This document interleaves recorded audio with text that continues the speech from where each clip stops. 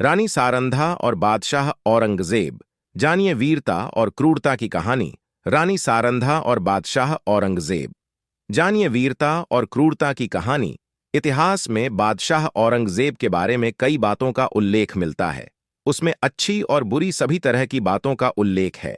मुगल बादशाहों में औरंगजेब सबसे ज्यादा विवादित बादशाह था। उसकी एक कहानी यहां प्रस्तुति है जिसके बारे में इतिहासकारों में मतभेद हैं। बादशाह औरंगजेब रानी सारंधा से अपने अपमान का बदला लेना चाहता है। रानी सारंधा के पति ओरछा के राजा चंपतराय थे। बादशाह ने हिंदू सूबेदार शुभकर्ण को चंपतराय के विरुद्ध युद्ध अभियान पर भेजा। शुभकर्ण बचपन में चंपतराय का सहपाठी भी थी। दुर्भाग्यवश चंपतराय के कई दरबारी भयवश उससे टूटकर औरंगजेब से जा मिले थे, पर राजा चंपतराय और रानी सारंधा ने अपना धैर्य और साहस नहीं छोड़ा। उन्होंने डटकर मुकाबला किया, लेकिन बादशाह के सैनिकों की संख्या बढ़ती ही जा रही थी। लगातार आक्रमण के चलते राजा और रानी ने ओरछा से निकल जाना ही उचित समझा। ओरछा से निकलकर राजा 3 वर्षों तक बुंदेलखंड के जंगलों में भटकते रहे। महाराणा प्रताप की तरह ऐसे कई राजाओं ने अपने स्वाभिमान के लिए कई वर्षों तक जंगल में बिताने पड़े थे। चंपतराय भी जंगलों में घूम रहे थे। साथ में रानी सारंधा भी अपना पत्नी धर्म निभा रही थी। वह भी अपने पति और परिवार के हर सुख दुख में साहसपूर्ण तरीके से साथ देती थी। औरंगजेब ने चंपतराय को बंदी बनाने के अनेक प्रयास किए, लेकिन असफल हुए।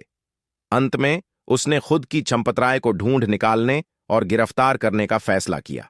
तलाशी अभियान में लगी बादशाही सेना हटा ली गई, जिससे चंपतराय को यह लगा कि बादशाह औरंगजेब ने हार मानकर तलाशी अभियान खत्म कर दिया है।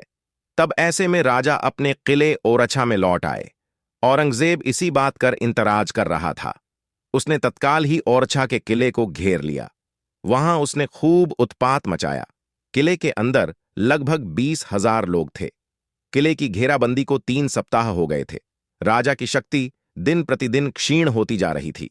रसद और खाद्य सामग्री लगभग समाप्त हो रही थी। राजा उसी समय ज्वार से पीड़ित हो गया। एक दिन ऐसा लगा कि शत्रु आज किले में दाखिल हो जाएंगे। तब उन्होंने सारंधा के साथ विचार विमर्श किया। सारंधा ने किले से बाहर निकल जाने का प्रस्ताव राजा के समक्ष रखा। राजा इस दशा में अपनी प्रजा को छोड़कर जाने के लिए सहमत नहीं थे।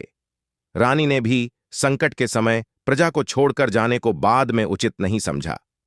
तब रानी ने अपने पुत्र छत्रसाल को बादशाह के पास संधि पत्र लेकर भेजा, जिससे निर्दोष लोगों के प्राण बचाए जा सके। अपने देशवासियों की रक्षा के लिए रानी ने अपने प्रिय पुत्र को संकट में डाल दिया। जैसा कि आशंका थी, औरंगजेब ने छत्रसाल को अपने पास रखा लिया और प्रजा से कुछ न कहने का प्रतिज्ञा पत्र भिजवाने का सुनिश्चित किया। रानी को यह प्रतिज्ञा पत्र उस वक्त मिला जब वह मंदिर जा रही थी। उसे पढ़कर प्रसन्नता हुई, लेकिन पुत्र के खोने का दुख भी। अब सारंधा के समक्ष एक ओर बीमार पति तो दूसरी ओर बंधक पुत्र था।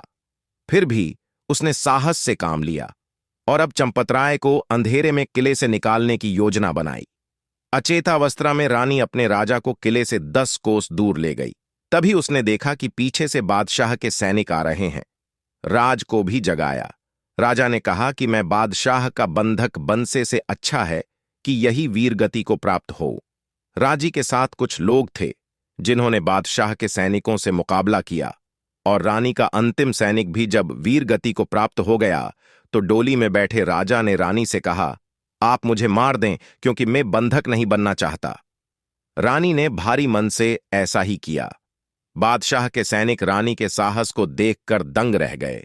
कुछ ही देर बाद उन्होंने देखा कि रानी ने भी अपनी उसी तलवार से स्वयं की गर्दन उड़ा दी।